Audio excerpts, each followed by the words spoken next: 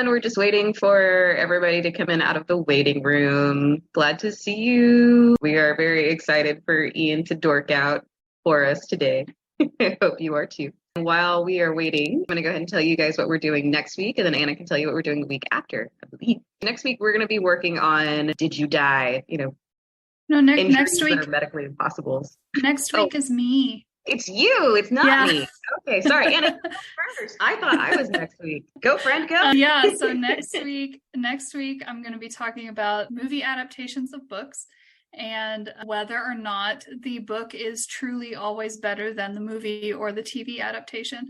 So we're going to talk about, kind of what goes into adapting a book to movie or TV and kind of like the pros and cons of that process.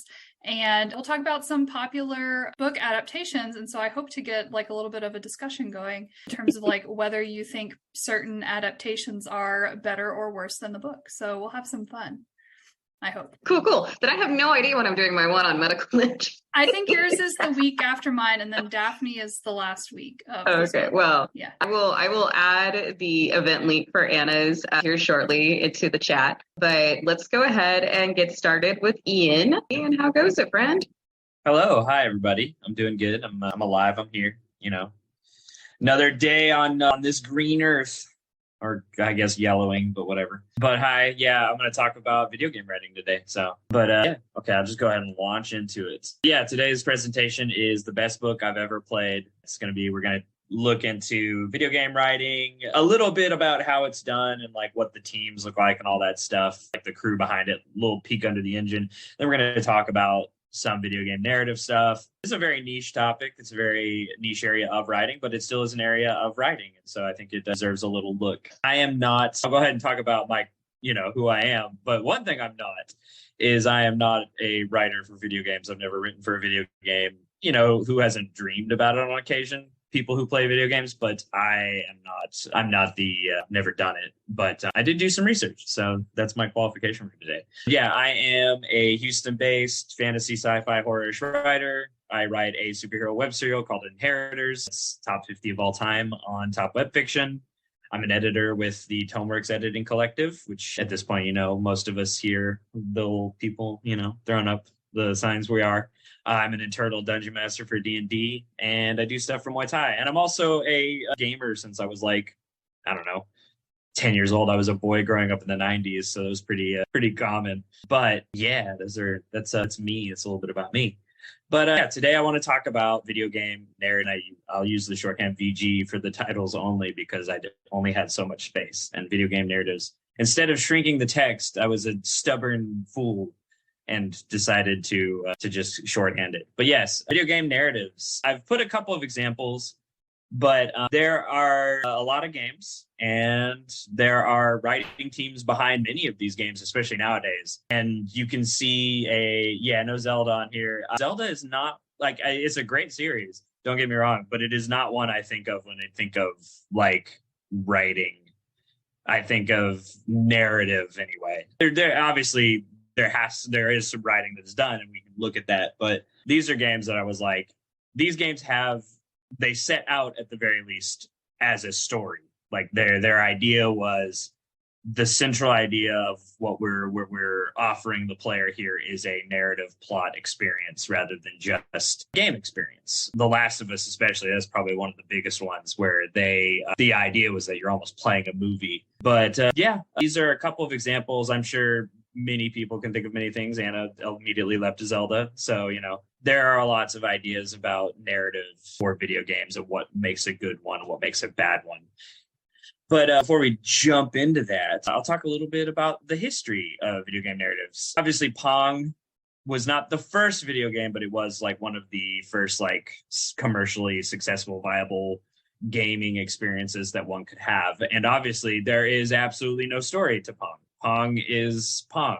You're playing table tennis, basically. Early video games had almost zero story. The tech challenges of creating consoles, of creating video games, meant that the focus was on creating a product that was fun to play, not anything on writing. I mean, for example, Anna, the early Zelda games had maybe 5 lines of text or something like that explaining the story. like the very first ones. It was more focus on, what's going to make a fun little platforming adventure game or top-down adventure game or whatever. Like a lot of those early like 80s, 70s arcade games had very little actual story applied to them. It wasn't until later that a lot of these things had story applied to them. As humans do, we like to tell stories. So we started to add that on to just pure like mechanic experiences.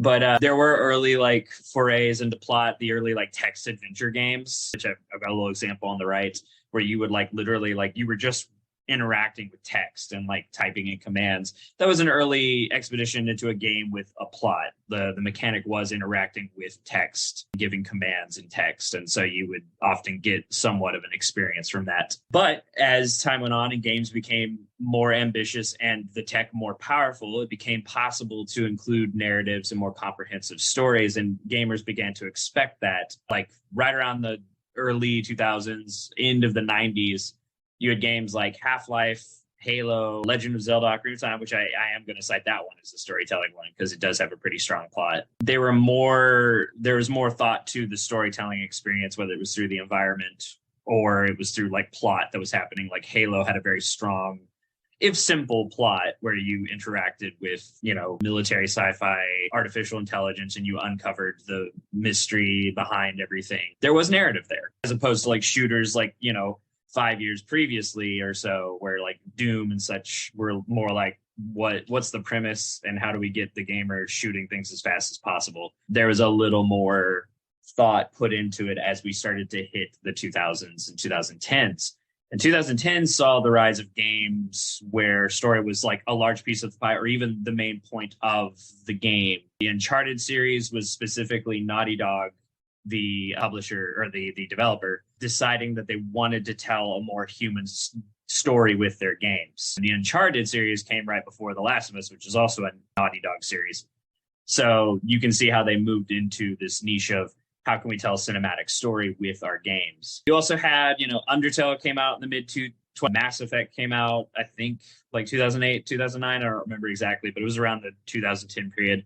And then Morrowind and Skyrim were after 2000. Skyrim, I know, came out in 2011. I say I know, and then I immediately question myself. But there's a lot of these games started to have like really in-depth lore, really in-depth storytelling where you could interact with that. But yeah, so that's kind of like this is a very brief, like, you could probably get into the nitty-gritty of like different kinds of narratives. And if anyone else has any experiences they want to talk about, because I grew up in the 90s and my first experiences with like storytelling in games were definitely like Halo. I remember Ocarina of Time were pretty big. That's why I've kind of cited them. But, Halo was like the fun shooter that we all shared. But then, you'd play those games till like 3 a.m. with your bros and have fun. But then it also had a really compelling narrative that a lot of people really were very excited to see completed, especially with like Halo 3 having like incredible sales. Sean, I saw you read. If I can throw it back to my kind of text-based adventure games, there were some like Zorg where, there is a plot very much to it, but the player would kind of have to write because you had to figure out what actions to perform, like pick up the XYZ, a search here, but you had no direction. So essentially you'd be writing sentences. I want to go through the door on the left, and it wouldn't compute. So It's very interesting that you had to kind of be a writer and be creative in what you want to do with these with absolutely no visual whatsoever.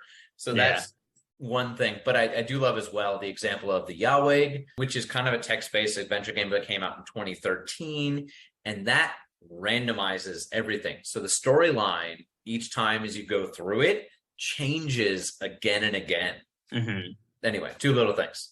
That's pretty cool. I didn't know that came out. There is a lot of, especially recently, there are tools to make like text adventures, and we can talk a little bit about that and how they get made. I didn't include it, but there's a software called Twine that I know friends of mine have used to make like branching narrative games where, it's all about, typing in or interacting with like text and making choices. But yeah, so I did want to touch briefly on, because I'm sure people are curious about like how you get into that and how it's done. But as I said, I've never written, I think we in the Houston circle, we know of, I know like one of like Shannon's members, like you had a critique group member go on to write for an RPG. Is that not, am I mistaking that? No, you're not. And she won a Hugo, actually. See, For game yeah. writing, and for some reason her last name is escaping me right now. But let me see if I can still find her, because she's no longer in Houston. She moved to California. I mean, yeah, if you're going to be making games. Yeah, so her name is Carrie Patel, and you're getting me at a bad time, because like I don't remember who she writes for or what she's done. But I'm gonna go ahead and look it up, because I should know, because I'm super proud of her. But so Carrie Patel used to be in Houston, and she was in one of my critique groups like years and years and years ago. And she works for Obsidian. Excuse me. She's worked on Obsidian's good. Well, she's won, I think, 2 Hugos now. She was the author of the Recoleta trilogy, which is not, that's her books. But I don't think she's written a book in a while, because she is like specifically, oh, you know what? I'm sorry. I said it wrong. She's won Nebulas, not a Hugo, which is, they're very similar, but like slightly different. Anyway, so what she just kind of did, because she was like a big gamer, and this was, I'm going to say around 2015. She didn't have any background experience with making games. And so she essentially just like went on the Unreal Engine or something along the same lines and created a game to show them, and was like, hey, I'd like to work for you. This is the thing I did off like, just my imagination. And they were like, fuck yeah, come here. Yeah. But she's just amazing and very interesting. And I don't think you can necessarily follow in her footsteps that way. I think it's probably pretty unique to the person. Yeah. Like she's just incredibly impressive. Like that is just the air about her, is that she's just wow. But the games that she has worked on are The Outer Worlds and Avowed. Oh, nice. And so those are probably the ones that you're most likely to have heard of. Well, Obsidian did. And Pillars of Eternity. I don't know how I missed that one. Yeah. Okay. That was the one. I couldn't remember if you said Obsidian. I wasn't sure if she worked with Larian or if it was Obsidian. But because I know they both did similar, Larian is the one that's doing Baldur's Gate, which we'll talk about right now. And then they did Divinity Original Sin, which is, those are in the same genre as Pillars of Eternity. But yeah, there's another writer I know of. They're a web serial writer, AC Lucas, I think. I'll look that up. But they wrote Into the Mire. They worked on the Darkest Dungeons games. I don't know if they worked on the first one or if they worked on the second one, but I know they've worked on the Darkest Dungeon game. So there's lots of like stuff out there for writers to work on, especially if you want to get into it. I don't know how it's done. I did read a little bit on it, but it's very variable. It generally depends pretty much uniquely on the studio that is doing the hiring. It's typically by contract, from what I understand. Unless you're like a big studio, especially if you're like a smaller developer, they don't tend to have like dedicated writing teams that they keep like forever on salary. They'll hire as needed for writing for games. It's usually done by a team. It's usually not just one person, but there are exceptions. Writers often have other duties in development. There's no such thing, I hate to break any hearts, but there's no such thing as an idea guy who is just like, yeah, I have an idea for a game, everyone else make it. That's not how that works. That's never how that works. There's not a single development studio that works that way. If you're thinking that like that counts as like the creative lead or whatever, the creative lead is like doing like hundreds of other things on top of just having an idea for a game. It's more like, for writers, it's more like a TV room where there's a couple of people, or maybe, even a dozen, I don't know. But you can have many writers. If you've seen games credits sometimes go by and their writing team has like, dozens of people for checking scripts and stuff like that. They can get quite extensive, especially for a bigger narrative game. They're not just responsible for overarching plot. A lot of these writers will work on, like little single pieces of text. Like if you ever like walking by, you see like a NPC say a line of dialogue, somebody had to write that. Maybe one person was writing all of it, but probably not. It's probably a team of people with direction writing like a bunch of these lines of dialogue. And you can see on the right here, Grand Theft Auto, the script differences. And then you can see how stories became more important and how the world grew for them. The one on the left was the script for Grand Theft Auto 3. And the one on the right is the script for Grand Theft Auto 4. So you can see how this kind of grew and exploded and became pretty crazy. And I think stories became more in demand. I think narratively people wanted to see more of that. rather than just like play games that are just about fun. But that's, there's always place for games that are just like games. But a lot of people really want that cinematic experience. And a lot of the games of the year or whatever end up being these story heavy games. There are a couple of roles in video games. There was a article I saw, I think I didn't make it in, but it's from Polygon. It's called So You Want to Write Games. It was like in 2016. There, they kind of talked about some of these roles and some of like what it means to even get into this. If you ever want to look that up, that's out there. I can throw a link up if I can find it once I'm done here. But there are a couple of roles. There's a narrative designer is a big one that you'll see. You'll see several people's titles will be narrative designer. And this is probably the most, from what I can understand, the most standard role where they're not just writing stuff. They're thinking about it in terms of like video game design with an emphasis on how the mechanics interact with the story and how these are presented to the player. You have the pitch writing side of it where somebody writes a pitch to publishers, putting together a proof of concept with art and mock-ups with an emphasis on, what's the audience? Is this going to make money? Selling the concept to the business side of things. Script writing obviously is, going to focus on like the actual text that appears in the game, the dialogue. You saw the script for Grand Theft Auto just a while ago. People had to work on that monstrosity. And then there are general writers, people just in there writing text for stuff, proofreading, that kind of thing. Every game is going to have editorial people get a hold of it and look at it, especially if there's text involved. Some companies have bigger writing teams. Some don't have teams at all, especially if they're smaller. But if you're like who made Mass Effect? I don't know. Whoever, I forget the studio behind Mass Effect, but they have probably a writing team. I'm pretty sure Bethesda has a writing team dedicated to writing their lore. And in fact, I think they do that. There's a guy that said, I'm the one that writes all that, those little books you can find in game and read like little like paragraphs of text from the book. There's a guy that writes those. Yeah, so I was like sitting here not talking to you because I was on mute, but BioWare made it and then EA really bought it. EA. But BioWare, yeah.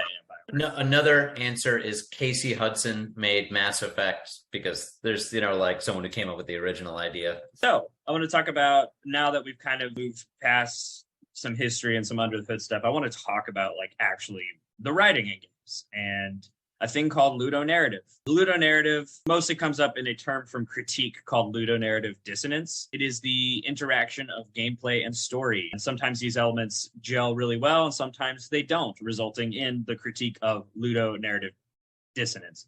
And people have all kinds of thoughts on ludonarrative and plot in games. John Carmack, the developer for Doom, a developer for Doom, wrote that story in a game is like a story in a porn movie. It's expected to be there, but it's not that important. Eric, I don't know how to pronounce his last name, but it is a literary scholar, believes that winning provides an interesting break on the kinds of stories you can tell with a game. He said that his general point was that, yeah, there are actually really interesting stories, but if you have this like end objective where you have to win the game, you're going to find that limits a lot of the stories that you can tell. And George Lucas, who he is, said by its very nature, there cannot be a plot in a game. He doesn't believe that there is a plot that can be applied to a video game. There are other people who have said players define the plot as they play, especially with games with choices. Linear games, not so much. You won't see this critique of or this kind of statement about Last of Us, for example, where that game is basically playing through a TV show, which now is a TV show. So, and I watched that TV show and I could say there's minor differences, obviously, and even some major ones, but for the most part, it is like one for one. Some of the cutscenes are the same as in the show. But there's a couple of kinds of ludonarratives, and I think the two main ones are there's a linear style of telling a story with a game, and there's a branching style. And linear is you have just this straight hallway of story that your game is going down. And Last of Us is a great example. You cannot really change the story. The story is what it is. Your goal as a player is to just get through the set pieces, get through the levels, get to the cutscenes. And from there, see how the story unfolds. You have no impact on how the story unfolds unless you die. And then the game says game over and you get to start again from the checkpoint. That's not really impacting the story. That's just a fail state. Most games are going to be linear. There's not a lot of, it's a lot of effort to make a branching style game. So a lot of games are just like, here's the story, get through the levels, get to the end of the story. There you go. But then you have branching stories, which are a game with multiple paths to navigate, where choice is an important part of the game. For example, Undertale, which I'll go into later, features a major choice in how you approach the game's combat, with multiple endings depending on if you take violent or pacifistic routes in the game. Baldur's Gate 3, which I've been playing a lot of, like a ridiculous amount of, because it's a very deep game, offers multiple endings for multiple of the characters, resulting in variable end states. So you can have like these games where you don't, pieces of the story, you discover them, you pick them up, and in that way you almost are writing your own story every time you play it, which I think is that is probably the unique side of what games can offer versus books. We have choose your own adventures. It's not quite the same level of interactivity that you can get in a video game with that kind of depth to it. But there's one game that actually originated the term of ludonarrative dissonance. It's called BioShock. I'm sure a lot of people have heard that. The critique that originally came out of it is also something that I find to be a unique way of using ludonarrative dissonance, and is actually quite strong in my opinion, but some people might disagree. But I'm going to spoil BioShock. So as you're playing this game, it's a fairly standard. Also, I don't feel bad for spoiling this because it did come out in like 2000 something, not even 2010, 2000 something. So if you have played it yet, you've had over a decade. So sorry, but it does take advantage of the idea of like, you as a player, you're told to go here, do this thing, kill these people on the way. And the game doesn't offer you a lot of choice. It does offer you a little bit, but I'm not going to go into too much of that. But the kind of climax where you find the antagonist tells you that your character has been programmed with a phrase called "Would you kindly?" where if someone says that to you, you will do whatever they say without any, like, you're compulsed to do what they say. And up to this point, you've just been following objectives, but you realize that the person that's been guiding you along these objectives the entire time has been using that command phrase on you over and over again, saying, would you kindly go do this? Would you kindly go do that? You as the player have no idea. You just thought it was like a quirk of his speech, as it were. But it makes this linear level design where you're just following a railroad track to each objective. It feels more sinister now. Like you look back at the whole game differently. However, BioShock is the source of this term as criticism because people there are certain critics that didn't like that the game had this theme of free will I was critiquing Ayn Rand's objectivism. The game had these themes and plots about free will, but your free will is getting overridden. I'd argue that was kind of the point of the game. But, that is where this term ludonarrative dissonance comes from. So there are other examples of ludonarrative dissonance. I think the most common one that I've seen is games that critique violence and then the gameplay is centered around violence. For example, the God of War reboot series, well, not really reboot, but like spiritual sequel or soft reboots, I guess, in 2018 and recently in 2022. They had the narrative was all about Kratos, the God of War, moving on from his bloody, violent past, but still the entire game, the skills, the equipment, it's all centered around being like violence. Like you get equipment to enact better violence. You put points and buy skills to enact better violence. There's no way to not engage with the game violent. And because of that, it kind of rings like dissonantly as the themes are about not killing, about not taking bloody vengeance, about, making a better choice to do better, yet the entire game is just combat. Uncharted 4 literally had a feat that you could win called ludonarrative dissonance when you killed 1,000 enemies, which I think is very funny.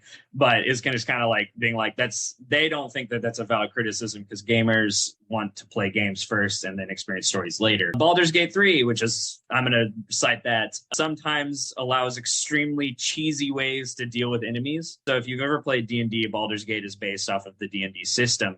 But because it's also a game in which you can interact with the environment, whereas if you go into like a big boss's room where they're going to talk to you before they fight you, you can do a thing where you lay a bunch of explosive barrels around the boss and they won't interact with it or notice it because they're not scripted to notice it. And then you can talk to them and initiate the combat. And on the first round of combat, explode the barrels and kill them instantly without doing any work. There's a dissonance between how you can interact with the world in cheesy ways and also like the seriousness of the narrative and actually talking to people. But it is, that's probably one of the weaker examples. I think the more common example of ludonarrative dissonance is the one where games are trying to critique violence, but also being very violent. So yeah, before I jump into some of my favorite examples, I wanted to ask, I don't know how many people here game, But I'd love to know some of people's favorite stories in video games, or what are your least favorites, or games you notice where the play didn't line up with the story very well. So I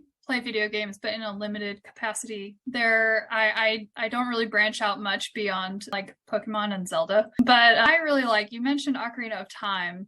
Mhm. And that's like one of my favorite games that I've ever played. And I think that the story of Ocarina of Time is really fantastic. And like even like later Zelda games have really cool, fantastic stories that all kind of weave into each other in specific ways. I know a lot of people didn't really like Skyward Sword, but I loved that game. And I thought like that was like the origin story of this reincarnation cycle of Link and Zelda and Ganondorf that was like, I thought that was a really cool like presentation of that origin story that we obviously knew, people who had played a lot of other Zelda games obviously knew that there was this origin story out there, but didn't really know how it had happened. So anyway. Yeah, and I did say earlier that Zelda, some of the games, I think like early in its history, they didn't have super concern for the story, but definitely after Ocarina of Time, there was like a shift of let's at least write a narrative. Like Twilight Princess has a really strong story. Yeah, I was gonna say I didn't even mention Twilight Princess.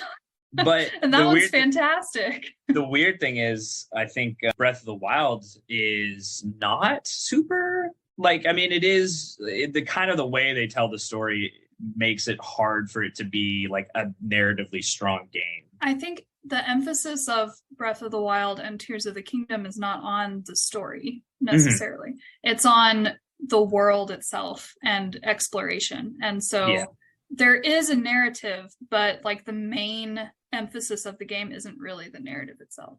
Yeah. We got a chat, said a story in a game called Wander Song. It's a really good indie game based around not being perceived as the story's protagonist. That's very interesting. I'll have to look that one up. Oh, is that the one where you have a ship full of animals and you are like their caretaker before you're basically like the Charon or whatever? Is that what I'm thinking of? I don't know. You'll have to say that in the chat, but I think that's what you're referencing. I've heard really good things about that game, if so. But Angie said, what do you think of visual novels? I think visual novels definitely fit. Like they're in that weird space of actually being a book and also a game. I think they count because one of the games I'm going to cite is like it's half visual novel, half adventure game. But visual novels, I would say, fall under. I think you buy them on Steam and people talk about them like games. So I think they are games. You play as a bard. Interesting. Okay. That does sound good. Yeah. But visual novels, definitely. I did talk earlier. I don't know if you were here for that. I talked about earlier about like interactive fiction and text-based adventures. I think visual novels fall under that kind of category, especially because now you're also getting graphics with it. There's one example I think everyone knows about, Doki Doki Literature Club, that you could get for free for a while. I don't know if it's still I don't know if it's still free, but it was like it was described as a psychological horror. Like everyone, that's a good one. The whole thing it was a cute high school literature club thing, but like everyone noticed that when it was released, it had like really cute graphics, and the main tag under it for Steam was psychological horror. But yeah, that was an experience. I don't want to spoil that too much, but it definitely is of a game. But yeah, I'm going to go ahead and talk about a couple of examples that I think are really cool. But yeah. So I talked about Undertale earlier. Undertale, if you're not familiar with, is a cute like top-down RPG. It's probably the best example of a game providing a branching path where it uses that idea of violence in games to actually challenge the idea of violence in games. So, for example, God of War just has this narrative of violence and, revenge and being better. But in the gameplay, there's no challenge to that. You're just combating. And I guess they're arguing you're fighting dead spirits or whatever, but you do fight humans occasionally, and you fight gods that are also on the same level of agency as you. So it doesn't super hold well. But Undertale actually takes these things and weaves it into both the mechanics of the game and the narrative. So it's presented in a JRPG kind of style, and you can fight and kill your enemies, or you can choose to spare them. There's actually a mercy option on your toolbar, and you can either go down one road where you spare everyone, you can spare some people and kill others, you can kill everyone, which is called a genocide run in Undertale. But the narrative challenges this base assumption that violence is the only way to gain experience and build yourself up, especially in RPGs. The game's narrative chastises you for engaging in wanton violence and going for genocide runs with punishing bosses at the end. Like the bosses actually get more mean. You have to fight certain bosses that you don't have to fight in a more, what's the word, in a more bloodless run. And a story actively treats you like the villain the more people you kill. It has multiple endings based on this idea where rather than generic good versus evil endings, I'm going to invoke the old advice of show versus tell, which I think really applies here because you are actually like interacting with the medium. They show you the good and evil impacts of your action as you engage in more like slaughter of NPCs in the game. There are less NPCs in the world and they are scared of you. But if you are going around sparing them, they actually like go out of their way to be nice to you. And so the game shows you your own impacts on the world rather than just saying, oh, you're good, or oh, you're evil. Here are your aesthetics for those. I think it's probably one of the best examples of a ludonarrative experience that actually like mixes it really well and rewards you for choosing one path over the other. But yeah, that I don't know if anyone's played that one, but that was a game I sat down with and like I think it came out in 2015 and jeez, it hit like a truck. It was very good. Here's another one I really loved that I think is it's not a combat heavy game. It's called Outer Wilds, which is different from the game that Shannon mentioned, her old critique partner. Outer Wilds,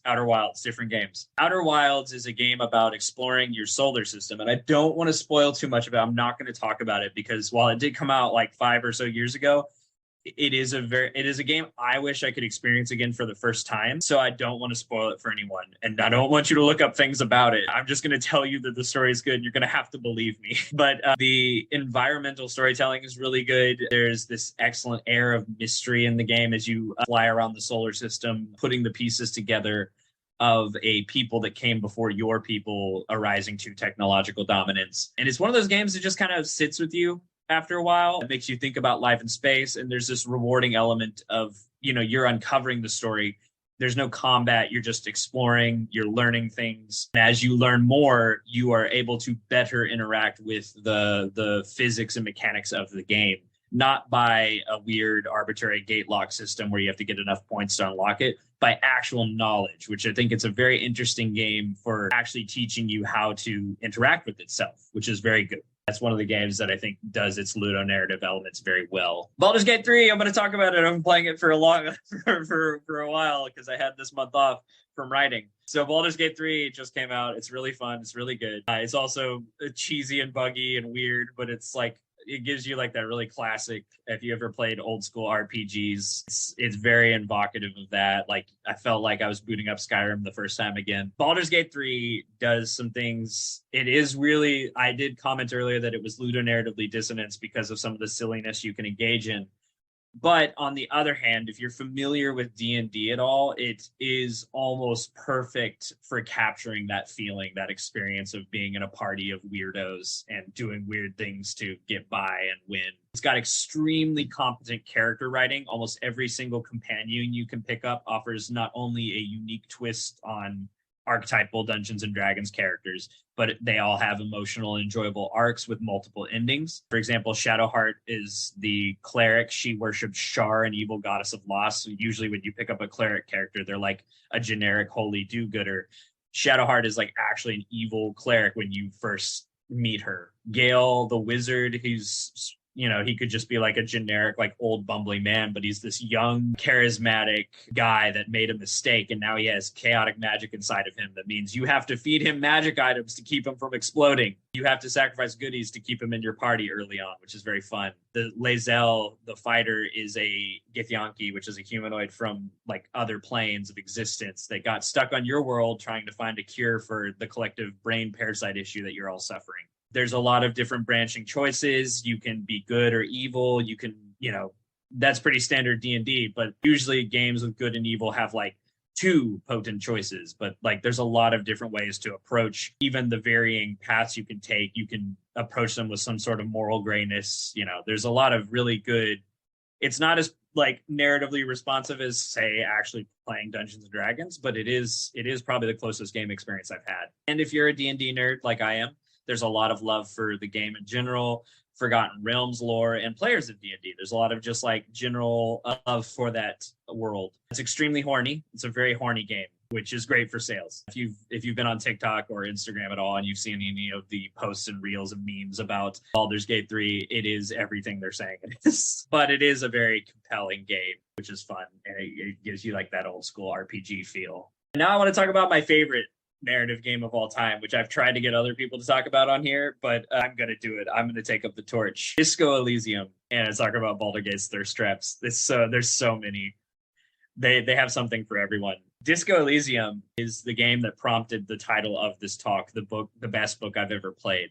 The gameplay is essentially point and click adventure RPG with most of the mechanics is like text on the side where you're like talking to people and you just see the text pop up and you choose, how to respond. The RPG character building elements, which there are some you have to put points into skills, provide a set of skills that also interact with that side text scroll.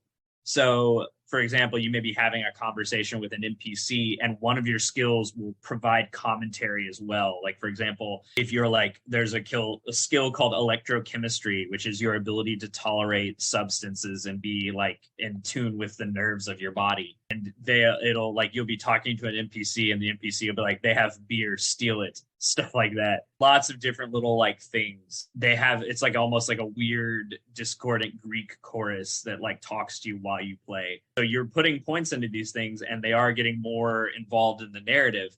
And the more you min-max, the more the narrative, like if you're like trying to be like, okay, I'm going to make a character that's really intelligent, I'm going to put all my points into the intelligence skills. Or for example, that I put here, if you put a lot of points into drama and charisma, you're able to detect and fabricate lies easily, but the game also makes you prone to hysterics and mania and paranoia. So there's this narrative that engages with the way that you're building your character as you go on. But here's an example of like what the actual like screen grab looks like. You can see on the right, just a lot of texts, and you gain experience by talking and solving problems, not by fighting things. I think there's maybe one or two like combat scenarios, but the combat is not like, it's not anything but you rolling dice and making a choice. But this game has some of the best like actual lines of writing that I think I've ever read. And I'm talking like in terms of books too, like just some of the most starkly beautiful, funny, just plain old, incredible writing. And the reason is Disco Elysium was written by a novelist. The one of the main game developers is a novelist, and first he wrote a novel and then they decided to make a game out of that. So I'm just going to share some lines because I think it's really fun, and that's how I'm going to close today's session because we are out of time, or not almost. We got about 10-15 minutes, but I'm just going to share some lines and then we can, if anyone else has anything to add or chat about, I'll just open the floor.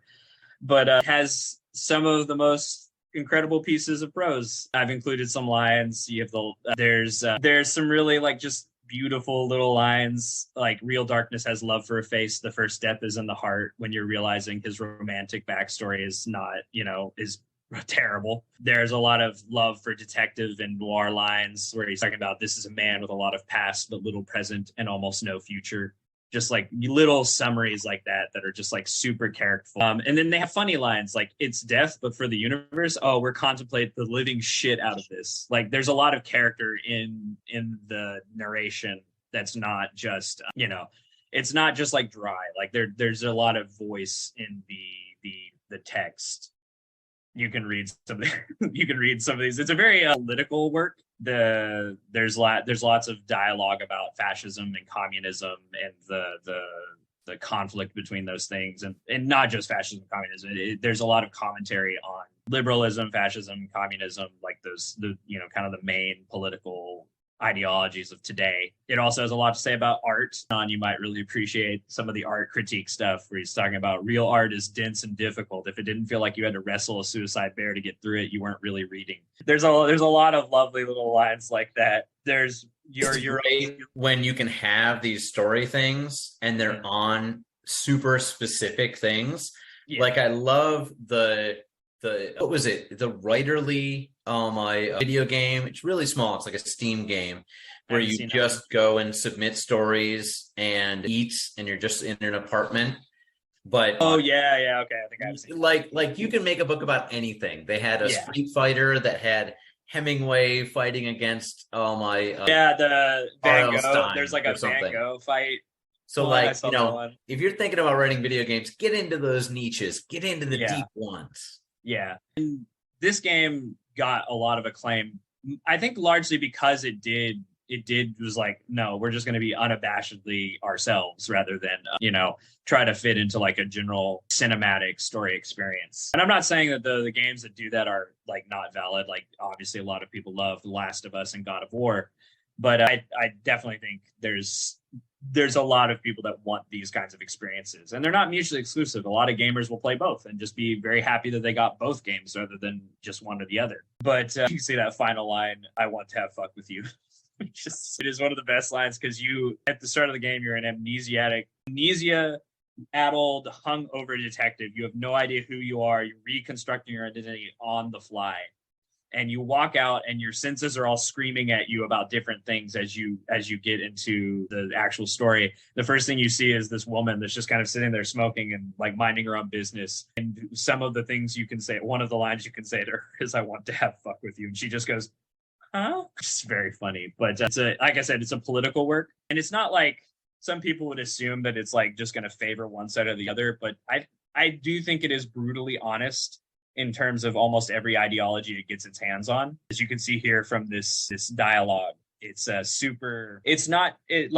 I definitely do think it's written from a Marxist worldview. It's Eastern European guys writing it, and I think that they did write it with that worldview in mind. But as you can see here, that they don't pull punches on anything. They go in on communism. You keep saying things like, down with the bourgeoisie, eat the rich, sodomize the landowners, impale the people who have more than $25 in their pocket, literally murder all human beings regardless of their political beliefs, that kind of stuff. And he's like, oh yeah, that sounds like me. I think it's, it's great when they just open up fire on everybody. But the game is very reactive in that way. But anyway, this is just now me devolving into me singing the praises of a game that no one here has played yet. So I'm going to move away and I'll let people experience that for themselves if they want to. But I'll open the floor for anyone else that just wants to talk about games and their experiences with it, ask questions or whatever. I had something I was going to say. I wonder so you see a lot of times in comic book writing, authors who gain some sort of popularity writing novels, like authors who have won Hugo Awards or whatever, are often invited to write either guest issues of comic books or to write a whole run of a comic book. I wonder if writing for video games in some sense works a little bit of the same way, where sometimes authors who win awards for writing books or are popular for the books they write are sometimes invited to write a narrative for a video game. I wonder if that might be the case. When I was reading about it, yes, that seemed to be the case. They wanted people with some existing experience and or portfolio that they could look at. And from what I could tell, it did help a lot of the people that go on to write games, especially the ones that get invited to permanent teams, had something under their belt already. I think if you're trying to get into the contract side, it's a little easier. You don't have to have quite the experience. But I definitely saw some people talking about, I've seen novelists go on to write games. I just started reading it, the Dritsto Durden books, Dritsto Ray Salvatore. Obviously he's been writing for D&D for a long time, but then he went on to helm the creative experience for Kingdoms of Amalur is what it was called.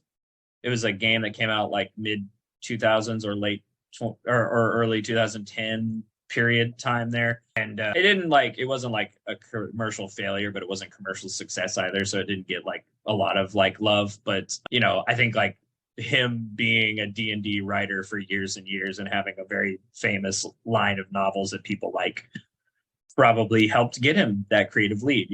They slapped his name on it. So I think R.A. Salvatore's a guy. Yes. Okay. I couldn't. You never know with R.A. You're could that right? The initials.